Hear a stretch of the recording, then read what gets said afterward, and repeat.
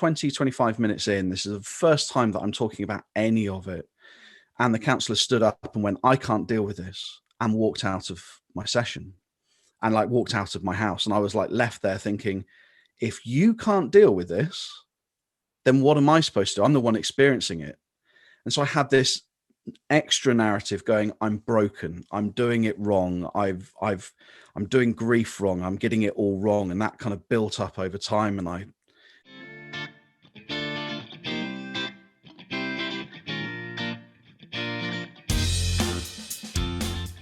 All right, welcome back to the Different Ability Podcast. And if you're watching, Motivation Moment over on YouTube. Today, I have an amazing guest. His name is Will Taylor, and I am so excited for him to be here. Welcome, Will. Thank you for being here.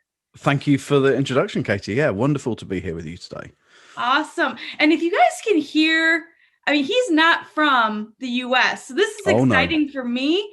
And I'm recording this very early in the morning, so we can get it in his daytime. So, Will, Tell us a little bit about yourself. Well, it's great that your podcast is now going international. I am indeed not American. I am British. I am from the UK, although I have lived in the States for a year in New Mexico a long time ago.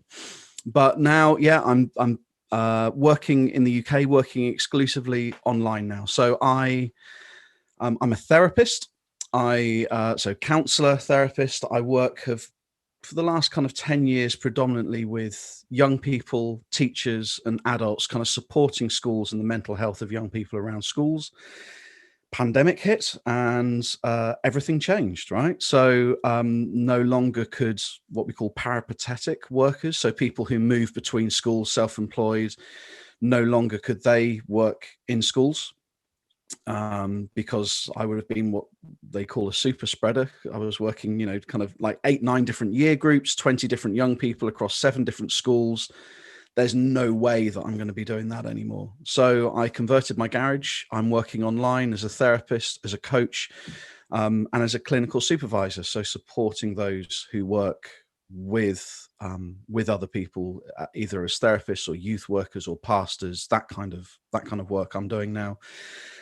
I'm married. I've got 2 teenage children. And so we are dealing with everyone in lockdown, teenagers wanting to spread their wings and kind of get away from parents and find their identity. And they're doing that whilst in lockdown with their parents. So good luck to them with that. And we're kind of managing our way through it all, really. That's the here and now. That's what we're doing right now. Obviously, I'm 47 nearly, so there's kind of there's a few stories in there to tell, as most people do, but that's what life looks like for us right now. First, you guys are still in a total lockdown, correct? We are currently in a national lockdown. We're allowed out once a day for exercise. This is across the UK.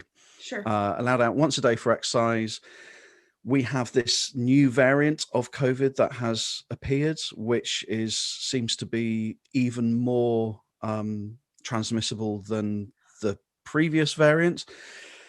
And the particular area of the UK that I'm in is one of the kind of worst hit. So we are hunkered down. Yeah. We are getting food deliveries to the house, walking the dog once a day, and trying not to kill each other whilst in the same house.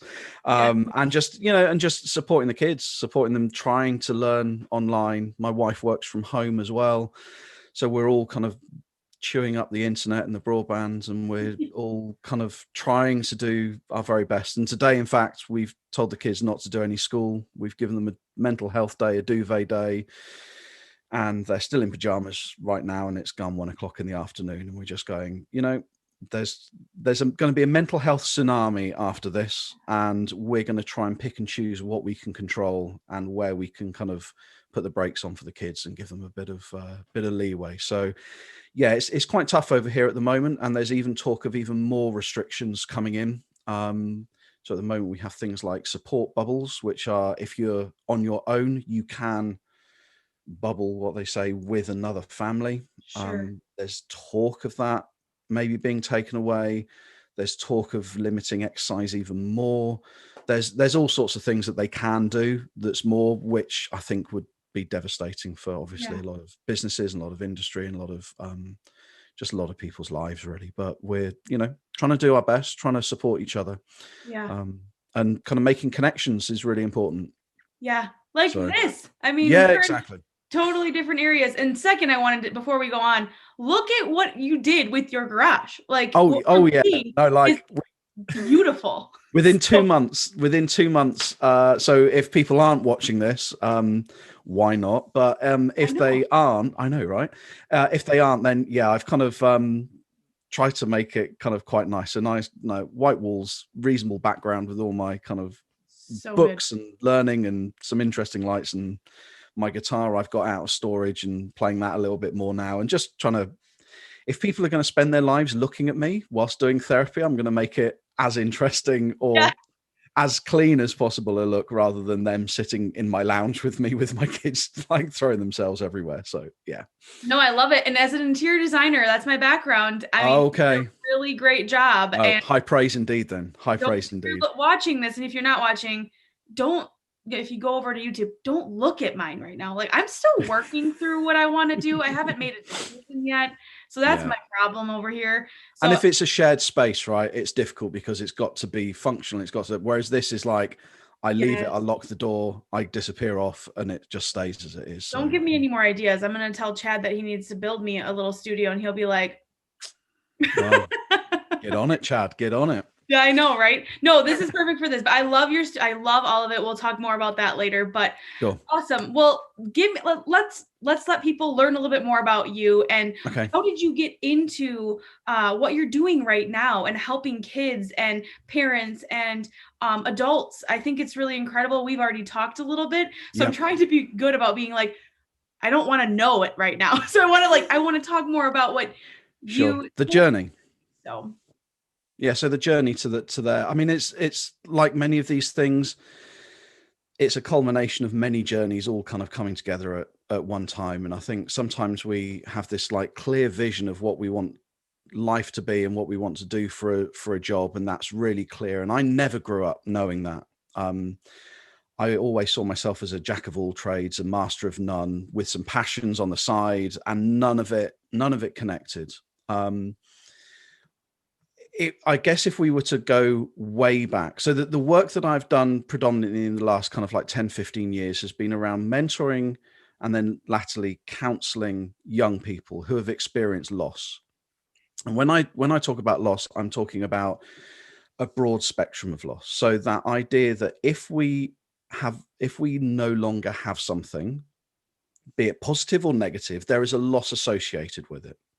So if you move house, there is a loss associated with that. If it's a house you grew up in and it has good memories, there is that feeling of, oh, I'm never going to be back here again. And so that there is that feeling, or I'm never going to see that again. I'm never going to have that again. And actually, I think with young people, they experience loss in such a broad way that maybe we focus on bereavement, so specifically following the death of someone significant in their family. But what we don't tend to acknowledge is the experience of loss when other things have happened: family separation, identity, if they're looking at transitioning through their own identity, if they are moving school, changing friendship groups. Although it may be moving to something that's more positive, as seen from the outside world, the adults and the parents looking on, perhaps there might be a loss associated with that. And there's a feeling, and sometimes that can mean naming it. In young people, they can just acknowledge it, and that can be enough. And sometimes, depending on what it is, there is a need for deeper support. Does that make sense? Yes. And so that stemmed from my own experience of bereavement following. So when I was 14, my brother died. He drowned. He was 10 years older than me. And I had somebody on the day of his funeral kind of come and speak to me, an adult come and speak to me and say, look, your mum and dad's really upset. You need to kind of almost protect them from your grief. Just stay quiet. Don't talk about it because they are upset enough. And I think in a weird way, I know what they were saying because I was really struggling and they were dealing with it. And they were, I'm going to try and think the best of them. They weren't out to try and cut me down or kind of stop me having the ability to talk about my grief, but that's what it did. Mm-hmm. And so I stayed quiet. I didn't say anything. And as I look back now and have conversations with my mum about it, she was like, well, we tried to talk to you, but you didn't want to know. We never really knew why, but we just left you to it. And that was kind of really how grief was always dealt with kind of 30 plus years ago. But what that person wasn't to know when they told me that information was that then every year for the next 12 years, there would be a significant bereavement in the family. And there would be the kind of like, co-opted aunts and uncles, those kind of people in your life that aren't actually blood relatives, but might as well be, or co-opted grandparents, like those older couples who are part of your life, or actual grandparents, actual aunts. 12 years later, the culmination of that was my dad was diagnosed with cancer in the August of 99. And then by the December of 99, he had died. So it was very, very quick from diagnosis to death. And I couldn't hold 12 years of grief in anymore. And so, and it came out, and it wasn't particularly healthy the way that it came out. I had no frame of reference of how to talk about this stuff. I had no concept of what to do. Somebody convinced me to go and get some bereavement counseling. And so this is when I'm 26 now, right? So this is kind of 20 years ago. And I went and I kind of got in touch with somebody and had some phoned up, and they said, yeah, we'll get somebody to you. They actually came to my house. It was kind of a volunteer bereavement service. And halfway through the very first time, so about 20, 25 minutes in, this is the first time that I'm talking about any of it. And the counsellor stood up and went, I can't deal with this, and walked out of my session and walked out of my house. And I was left there thinking, if you can't deal with this, then what am I supposed to do? I'm the one experiencing it. And so I had this extra narrative going, I'm broken. I'm doing it wrong. I'm doing grief wrong. I'm getting it all wrong. And that kind of built up over time. And I ended up seeing a psychiatrist, which was a whole other story. And I won't go into that. Eventually I found a therapist, right, who was the most gentle woman I've ever encountered. And I really tested her because by then I'd had a few. The first session we went in, we sat down. She said, tell me, about yourself, what brings you here? And I stayed quiet for 50 minutes. And I remember sitting there going, I'm hurting. Can you sit? It was almost like I'm testing you. Yeah. Can you sit with this hurt, even if so bad that I can't even say it out loud? And she did. And she was brilliant. And I went back. And over a period of time, we were able to kind of unpick it, talk about it, process it, and get into a good place. What an angel. She was brilliant. She was brilliant, and it kind of really shows me, even now, there are some people out there that aren't particularly good therapists. There are some people out there who are great, but they're not the right fit for you. Yeah. And it's about perseverance in terms of finding, because therapy has to be about, first and foremost, is the relationship that you have with your counselor. It is about, first and foremost, it's the therapeutic alliance. It's how we can work together. And if we've got that, the rest will fall into place. Obviously, we need the skills as a therapist to open up and to do that safely. But first and foremost, it's about having relationship and working on that. And so I but I didn't come away from that going, I want to be a counselor. That's amazing. Mm-hmm. There was no, it was another 10 years before that even fell in my lap. So alongside all of that, I'm being a youth worker, right? I want to know. Okay. So alongside that, I'm a youth worker, volunteer. I've worked in kind of faith settings. A couple of years later, I found like she was lying on the floor. I discovered I stumbled across my wife to be, Esther. I met her at a festival. I was singing and performing there, and we met, and fell in love and got together, and I moved away, and I had no idea. So we moved back to where she came from, which is where we kind of live now. And she was trained to be a teacher. She had a job. I'd been running a record label and recording studio at the time.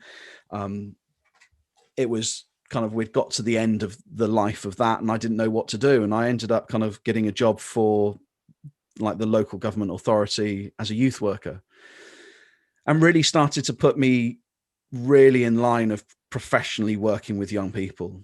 And as part of that, I then had a friend of mine who was a bereavement counsellor who worked for a children's hospice. So it's for children with life-limiting illness. And she wanted to run holidays for the siblings of those children. So brothers and sisters of children with life-limiting illness, and take them away sailing and just give them time away from the situation and the family life, space to talk. And that opened my eyes to the kind of like more in-depth transformational work in young people's lives. And it kind of snowballed from there, really. And my wife and myself set up a charity called Loss UK, where I was mentoring children and young people. And we had a bit of funding left from kind of like a national funding grants to set the charity up. And it was supposed to be around some training for volunteers. And we'd spent some of it, but not all of it.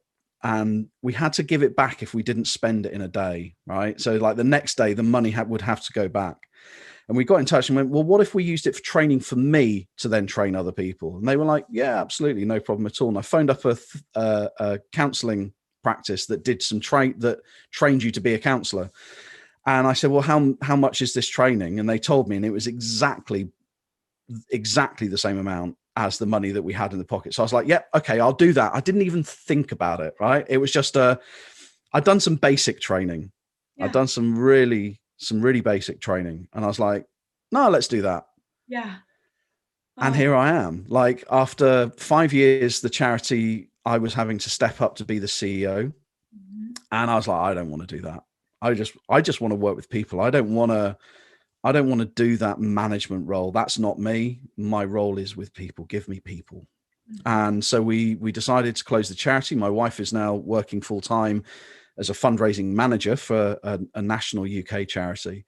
And I went, no, I'm just going to go self-employed. I'm going to see what happens. And within a month, I was full. And 10 years later, I don't think I've really ever not had a full book of clients. Well, I feel really honored to be hanging out with you right now. I mean, that's like, I've gone like, that's me doing it really, really quickly. Obviously it's a lot more nuanced. It's a lot more, there's a lot more in there. That's the kind of top level, what brought me into it. So in some ways that final push towards qualification of being an actual therapist was purely, I've got a bit of money to spend. What shall I spend it on? But it's been the most wonderful, happy accident in the world, right? So well, I love that you, thanks for sharing all of that. And I love that that's right. Like took that opportunity to spend it on yourself and your learning about you, like what you want to go into. And I think that's really awesome. It's like, okay, well, we have to spend this or we're going to lose it. And I've heard that before. I mean, I work in the sector of like when some companies and stuff, they have to spend the money by the end of the year, they don't have it. Like there's companies that I work with that have grant money. When I commercial furniture, like they have to, I get that. And I think that's really incredible that you were able to spend it and like invest in your learning. And I think that is so awesome that you did that, because not many people like to do that. And I want people to do that, like invest in yourself, because then the more you can learn about you and what you're good at and what you want to do, the more people you can help. And so I commend you on that. That is so awesome. And I'm so glad you did, because now our paths have crossed in the craziest way ever. But I want to ask you, because if you're comfortable talking about it, it has ever since we talked last week, literally, I have not gotten this out of my mind when you talked about when you worked with those kids and the siblings in a hospice and what you, and I don't want to give it away, so I want you to talk about you, but the listening part, like that has hit me so hard to the core. It's like, wow, I need to become a better listener. And if you could go into that a little bit, so listening and on here on YouTube can listen in on what you talked about, because I've told so many people what you've told me, and in a week's time, and I'm like, I get teary-eyed thinking about it because I'm like, you're right. So I'm gonna stop talking. Okay. Your turn. Okay. I think the premise is that sometimes we make listening way more complicated than we need to. I think so often we think that what listening involves is answering questions that are not being asked, especially when we're talking about bereavement, whether it's pre-bereavement, whether it's before somebody has died and we know that that's going to happen, after, and even then, not just bereavement, right? It's when we listen, how do we listen? How do we position ourselves to go, I am here to hear your story? I think one of the most precious things that people own is their own story.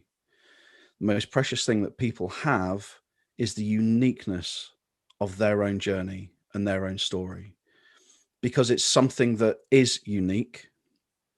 It doesn't exist anywhere else. And it's something, regardless of how difficult your story is, nobody can take it away from you. And within that then gives us permission to say, we can work, I'm not saying it's easy, but we can work at reframing our story, or choosing which parts of it shape us, or choosing how the whole of our story shapes us. In order to do that work, listening is so important. And that's not just listening to all the words that are being said, but it's listening to what isn't being said. It's listening in that deeper sense of your mind, your eyes, your ears, your mouth, your heart. So I think it's the Chinese symbol for listen is made up of symbols for mind, eyes, and heart, I think. So it's something like that. So it's made up of three things. That to listen, we have to listen with all that we are, not just the words that we're hearing. So specifically what you're alluding to with working with those young people, one of the stories around that was how a young person, so we took a whole group of young people away, and everyone except for one person was pre-bereaved, which means their siblings were still alive, but the life was limited. And it might have been, months away, but it could have been years away. But there was that significant diagnosis for their siblings' life. One young person was bereaved. So their sibling, I believe brother, had died several months before. And he came away with us. And one of the evenings, so we do a lot of sailing, and it's like a big, what's called a Thames barge. So the where the sail goes up, the boom that goes out is a telegraph pole. It's massive and it's heavy, and you get these teenagers like hoisting this thing up. It's like a day of intensive, really hard graft for them. And then at the end, we sit down, we have loads of food, we sit around a table and we just chat. And it's very focused around their experiences, not just of the day, but obviously of their home experiences and their life experiences. And this one particular young person turned around and said, I am able for the first time to say there is a sense that I can be happy that my brother has died. Because before that, he was so disabled that we couldn't just wake up in the morning and go out. By 1 or 2 o'clock in the afternoon, that would be the first time as a family that we'd be able to leave the house because of all the medical needs that their brother and sister had. So there was no sense of just get up, what should we do today? Let's go. And he said, for the first time in my life, because his brother was older than him, for the first time in my life, we woke up on a Saturday, and we live close to the coast here. And they said, we went down to the beach for breakfast, and we'd left the house 20 minutes after. Now, the listening thing in that, one of the big things was a safe space for him to talk. And the fact that he was able to say that was about us going, and then at that point, it's just leaving the information there, allowing it to be said. There's no conclusion needed for that. There's no, right, how do we work our way through that? What's important? Like, how do we do it?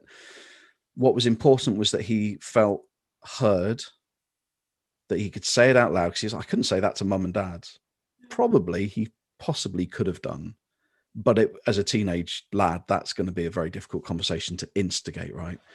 And so, yeah, so he was able to say something out loud because the space had been provided, the opportunity had been given, and it was safe for him, and I think that was just really significant.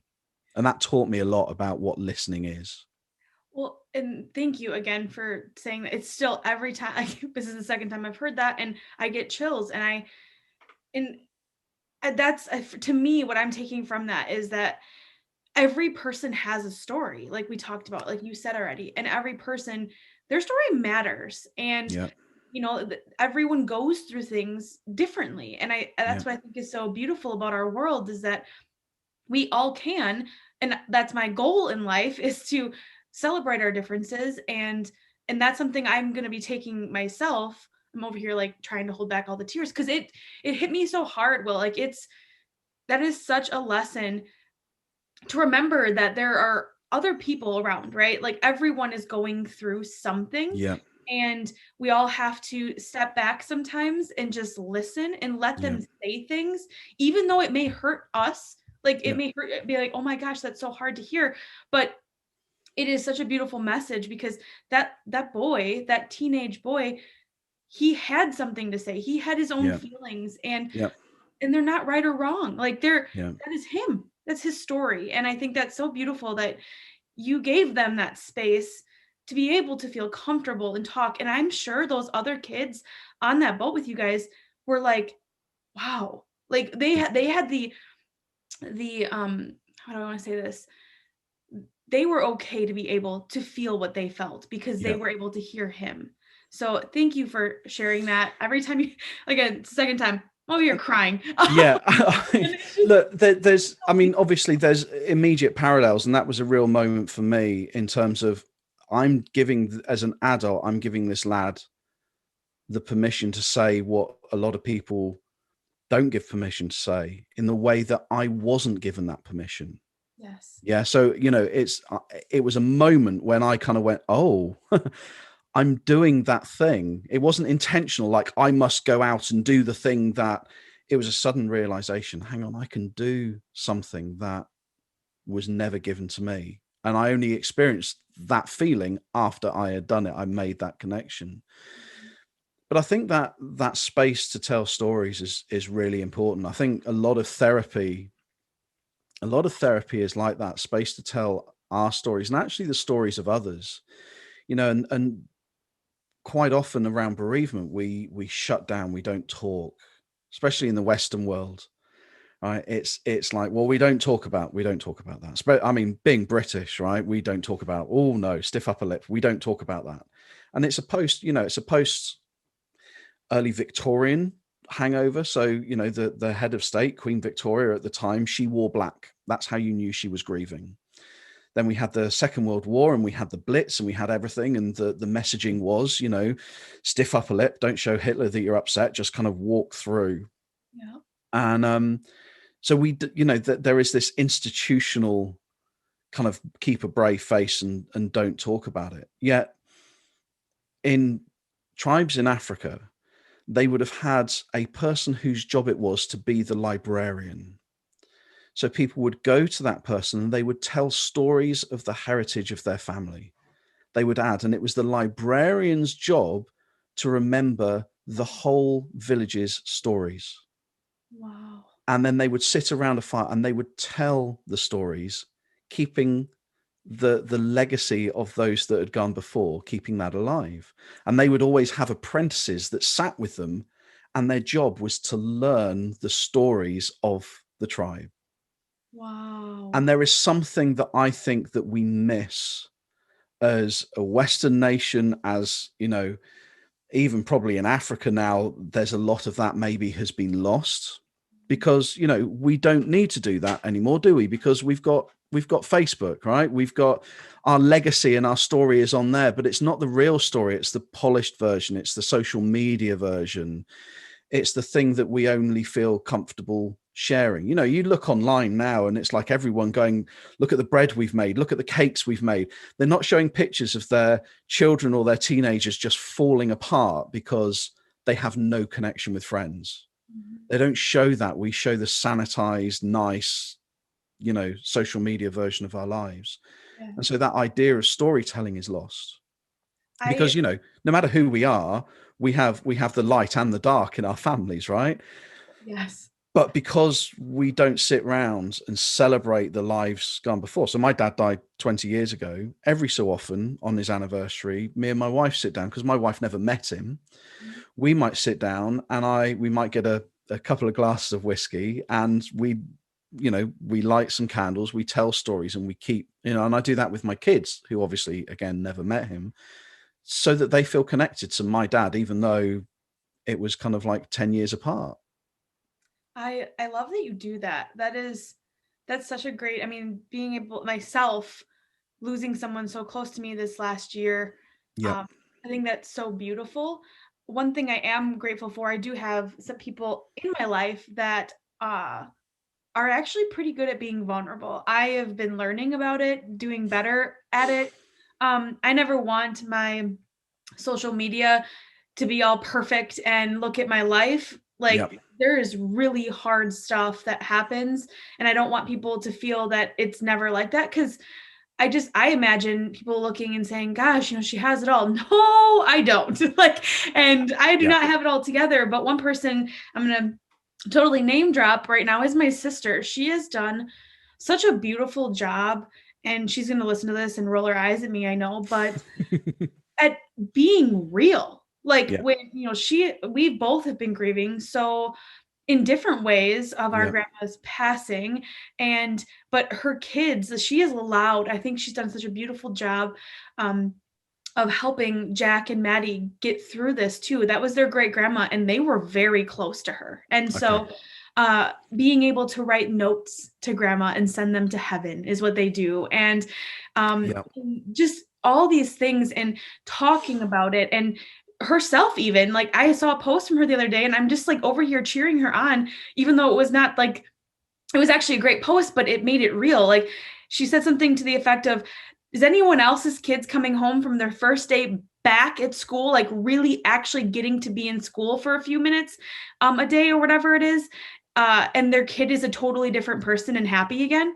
And it hit me. I'm like, yes, that is so incredible. And the people that commented were like, oh my gosh, my kid is a completely changed human for being able to go back to school, for now, knock on wood, hopefully they still can. That's what's so great. And, we see so much on social media of the, like you just said, the highlight reel, and no one's life is like that. No. So I love and it's really interesting watching kind of as I kind of do more coaching and stuff, and you start getting fed all this stuff online because you're putting in search terms, and of course Facebook just tracks your entire life, so it knows what you're searching, so it starts feeding you. But all the adverts are just just so aspirational, but it really turns me off because it's not real. It's like you're selling this wonderful, amazing 6-figure life that you're gonna get, but life is much messier than that. Life is full of global pandemics, grief, bereavement, and yet we're still in the middle trying to do that. And I think there seems to be a slow shift, and I hope it continues, where coaches and people advertising can be real and go, this isn't, I stepped in with a coach for a very short period of time, and it was a very short period of time because they didn't listen to me. They would just do this, do that, do the other. And I was like, yeah, but you're not walking a moment in my shoes. Yeah. You've got no concept of what I'm going through. And he didn't want to because he had a program, right? And he's selling the sales thing that he was just a good salesman of a program. Beyond that, he wasn't interested in me as a person. And so when I'm now taking all this knowledge of how I work with people, and like I alluded to, and I think I said to you last week, I kind of go by this: if I'm working with you as a therapist, if I'm working with you as a coach, nothing is going to happen if we don't know each other. And to know each other, I need to give you, I call it TOPS, TOPS, time, opportunity, permission, and space. All right. Because if we don't have time, we're not going to get to know each other. If you don't feel like you've got opportunity to say what's on your heart, you're not going to do it. If we don't have space to learn together in a safe environment, and if I don't give you permission, if I don't give you a space that's like ladled with permission to be vulnerable, I'm just going to give you a product for you to layer on top of that. But anytime you come to a difficult point, all these previous anxieties and previous things are going to rise up and they're going to shape you. So, and that's one of the reasons why I started my own podcast, because I think that idea that that we are not good enough, that we deal with imposter syndrome. So many people just go, right, well, let me give you the 5 things. This is the product. That's how you're going to sell it. And then just remember that you're good. But if you're dealing with imposter syndrome, if you're feeling I don't deserve it or I'm not good enough, it doesn't matter. At some point, that will apply itself to this new layer of whatever you're doing that's on top. Yes. Yeah. Before I go on and say anything about that, please tell everyone what your podcast is. Okay. It's the Good Enough Project, or the Good Enough Project podcast. It's I'm 6 episodes in, just released today. And it's looking at that idea of being good enough. So I have a whole variety. It's not just focused on entrepreneurs. So I've had a well-being specialist on there. I've had a guy talking about fear. I've got somebody who started, got made redundant and started a coaching business right as the pandemic hit, and then just talking about that process of doing it online. I've got somebody who, in a couple of weeks, she is life limited herself. So she has stage 4 cancer, and we're talking about, good enough to live. What does that look like? Who else I've got? All pre-recorded so far, and then I'm gonna get around to some new people soon. But I've got a friend of mine is a filmmaker, so he's a scriptwriter and a producer. So he had his first film made and then won like 30-40 awards for it around the world and stuff. So, kind of looking at those people that step into new spaces, deal with imposter syndrome. What do they learn? What do they get out of it? And that really links with a lot of work that I do. So it's a Good Enough project because I want it to grow, but I'm starting with one thing. I'm not trying to aim for the final thing. I'm going to let it grow organically. Yeah. Start with a podcast, start with something, and take some baby steps forward. Isn't that hard though? Like, I'm like, okay, I am applauding you over here because I feel the same way. I have all these big dreams that I want with the Different Ability brand and all the things and all these different stuff that I'm doing. And I'm sitting here like, hold those reins back, Katie, just take it. I don't find that difficult at all. And I don't find it difficult because I think if we've learned nothing over the last year, we can learn this, that our plans are worth nothing. Yeah. I had plans for last year. A lot of people had plans for last year. But actually, I think what I've learned in my years of kind of doing therapy and being self-employed is that whatever you think is going to be the final outcome is probably not going to be your final outcome. Sometimes it does happen, but sometimes I think even when you think it's happened, I'm not sure that it's exactly what you pictured when you started. And I would much rather allow something to grow organically and to find a life of its own than just go, this is the final product, and then be fixed and have a fixed mindset. I know some of the things that I would like to do. I kind of know my next one or two steps. I know what that's going to be. And I'm practicing, I'm learning new skills. So to do that, I've got to give attention to it. So I can't take on 10 different tasks when I don't know 3 of them. So I'm starting with the one, with the kind of production and editing and learning about sound and posting and doing all that back end stuff. When that feels natural and I can do a lot of that, not without thinking, but kind of like I have a rhythm to the way that I work, then I'm then got brain space to take on something new. And I think so many people take on so much that they burn out because they feel like they've got to learn everything. Yes. As long as I'm moving forward, as long as I'm creating something, I'm all right with that. And I love that you just said that.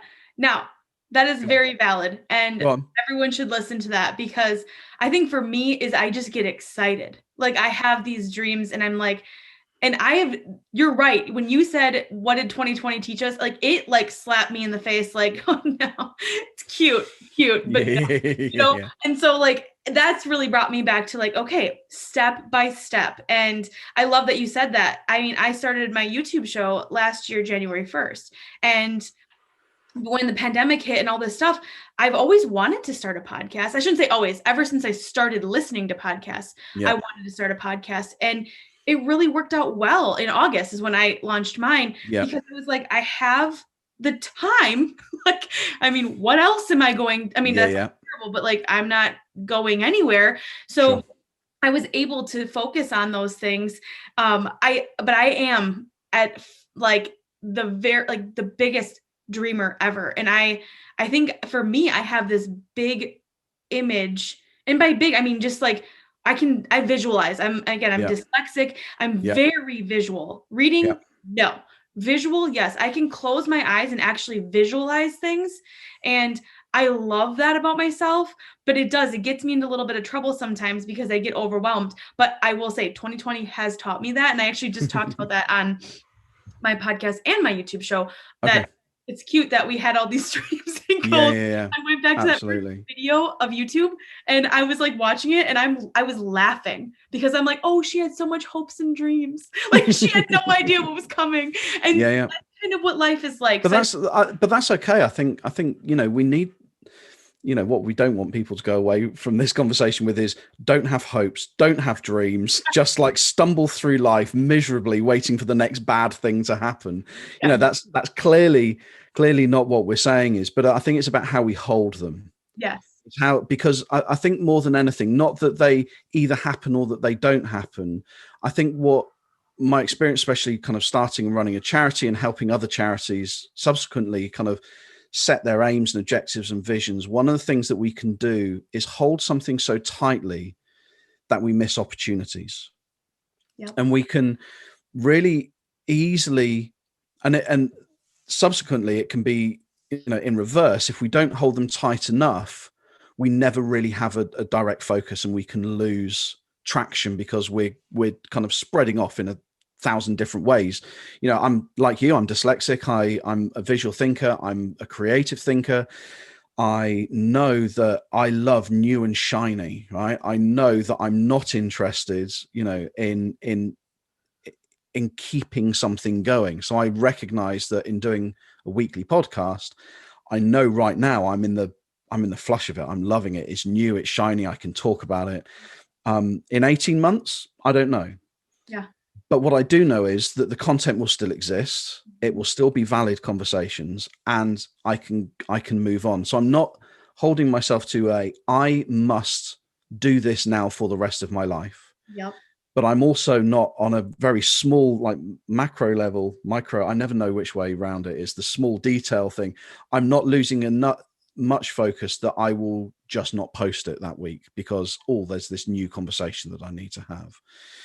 So I'm in that kind of like tension that it's really important to have vision and to hold it and to have something that you're working towards so that you are moving in one direction, but not so holding it so tightly that you say no to opportunities that might be presenting themselves. Yes. And that's again about permission to step back and observe something, see it for what it is, have somebody in your life that you can critically assess that. So that's one of the things that I'm doing with my kind of non-management supervision, clinical supervision is being a critical voice to help people reflect on what's happening in their business, that's thinking about the people that they're working with, how they're supporting them, the impact on them, gaining some level of balance. And balance is all about choice, right? When we say work-life balance, nobody's going to give you that. You just have to make choices. Mm-hmm. But people often go, oh no, my work's too, it's like, well, hang on, you're self-employed, like you get to choose. Yep. And being that kind of like critical voice, I think is really important to have in your life so that you can go, what is it that, do I need to step back? Do I need to push through?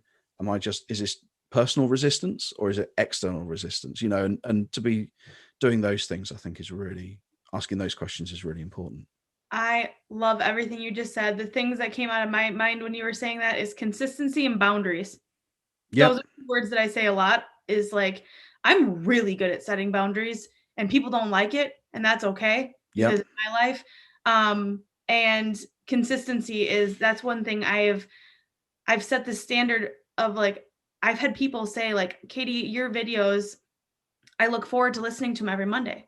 And I'm like, oh, they're listening? Like, I was like, now I have, like, which is, oh dear. Oh, right. Okay. Actual people are actually listening. So now I've got to serve these people. Well, yeah. And that's what I love, but it's not a burden. It's like, keep going. It gives me that energy of keep going. And so, oh my gosh, we could talk all day. So I want to add one word to you there, right? And I think if I think it would be a really important word for you to take on here. Okay.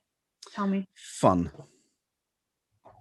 Because if you're consistent and if you turn up and you're boundaried, that's great. But you're choosing to do this over and above your work, right? Oh yeah. If you don't add fun to it, it's going to be a chore and it's going to be something that you feel like you have to do. Yes. For other people. Yep. Good call. Enjoy it.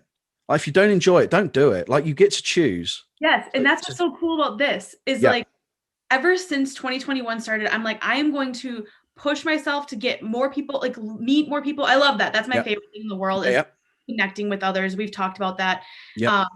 But like this right here, this whole thing that we just did has been the biggest joy. And that's what makes me like being like, I can't wait for the next. Awesome.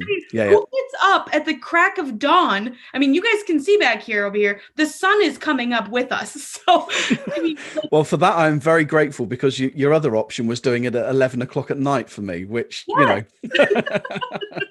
No, and I think that would be like, I actually said this to someone the other day. I'm like, yeah, I'm doing some podcast interviews before work.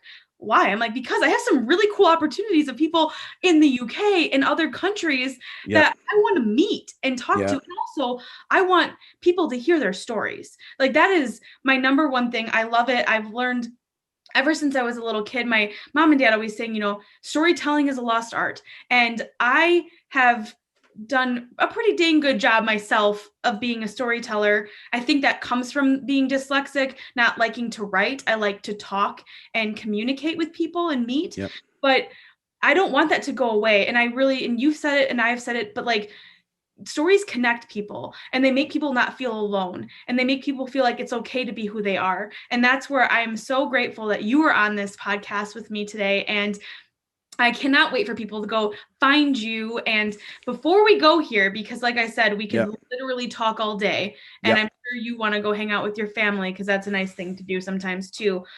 Could you have two things for you? One, a few last words, and two, where can everyone find you? And we'll put it all in the descriptions and stuff too. Yeah, sure. I like people to hear it while they're listening. Wow. So a nugget of information to finish with. I think, wow. I mean, there's that, it's so broad, and especially with everything that we've discussed. I think right now, and it seems so simple and it seems so easy. I think,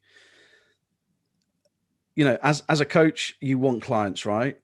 But a lot of people are putting an awful lot of pressure on themselves globally. And going working online has meant that I've ended up working with clients around the world, which has been amazing, absolutely phenomenal. And I've loved every minute of it.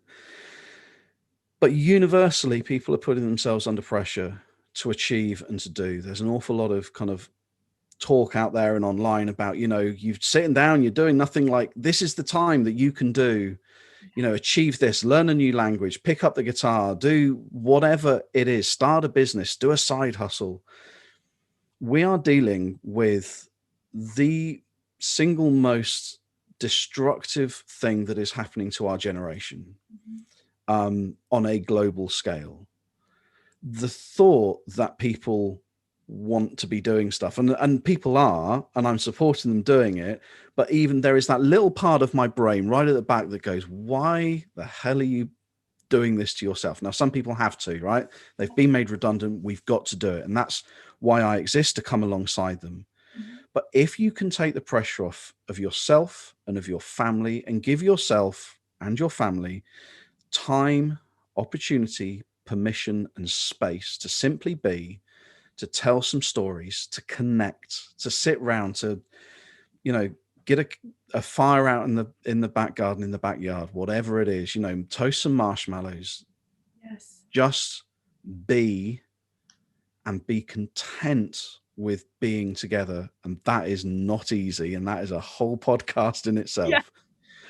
But take the pressure off yourself, right? Like, we don't need it. There's enough global pressure, political pressure, and all that's happening in America right now, and the anxiety about what's going to be happening in the next kind of 12 days, whatever, over there and over, in all different places. And people are having people who are ill and who are dying through COVID and all the kind of secondary things that are coming alongside that. Just stop, just pause, go outside, walk, be in nature, hold hands with those that you safely can hold hands with, sit, turn the telly off. Don't follow me on social media. Don't look at what I'm doing. Don't listen to podcasts. I'm saying this to you as a podcaster and me. Don't consume more content. Like, it seems crazy to say it, but don't. Switch it off. Switch the screens off. Go outside and just walk, and just know that that's okay, that's enough.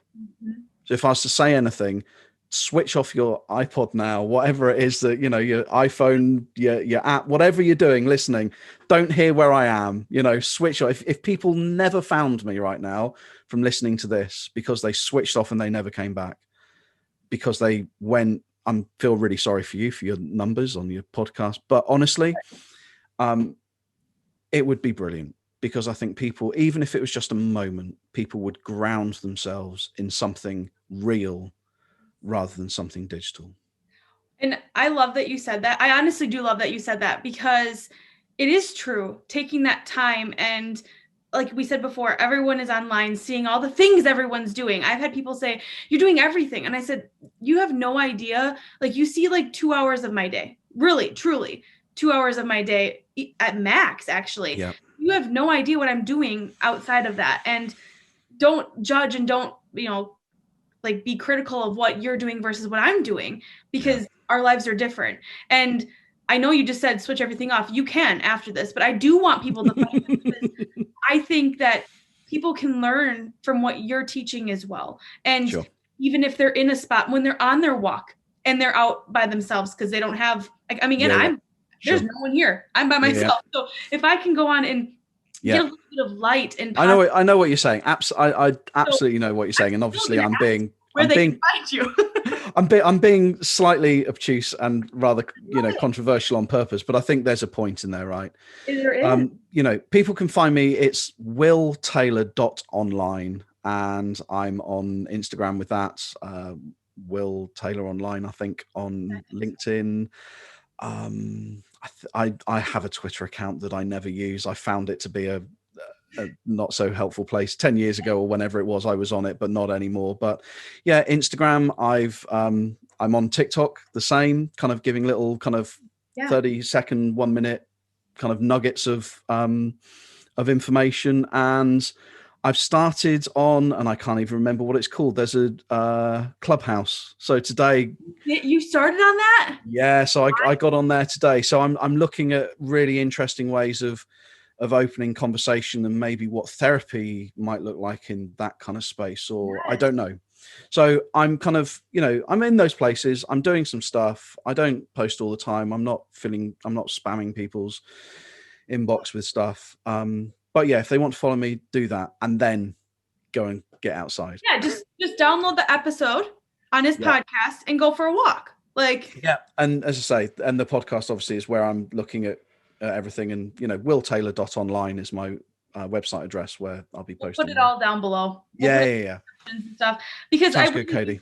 I think that there are going to be people that are really loving this conversation and what you bring to the table, at least in the people that I've already talked to about you. They're like, tell me when it's out. I want to hear, because it's a different perspective. And I love that, because everyone sometimes they're in their own little worlds, which is great. But sometimes you need to say, in your down and you're sad or something, and you listen to this podcast episode with you and hearing someone say, turn off all of your devices and go out for a walk, they may say, okay, Will, I'm going to do that. And that's great, because it needs to happen as well. So yeah. It's a balance, I love everything you said today. Thank you Great. so much for your time. And it was such a pleasure. And I cannot wait to keep being connected with you in the future. And because I just love what you're doing and the messages you're bringing. And like I said, we talked a week ago for the first time ever, and I cannot stop thinking about that listening thing you told me. And that in itself has changed my life. And I told my mom and my sister instantly after that, and they both were like, wow. And so thank you for sharing that. And I just can't wait. So I hope you have a wonderful rest of your day. The sun is up now, so I'm going to start my day.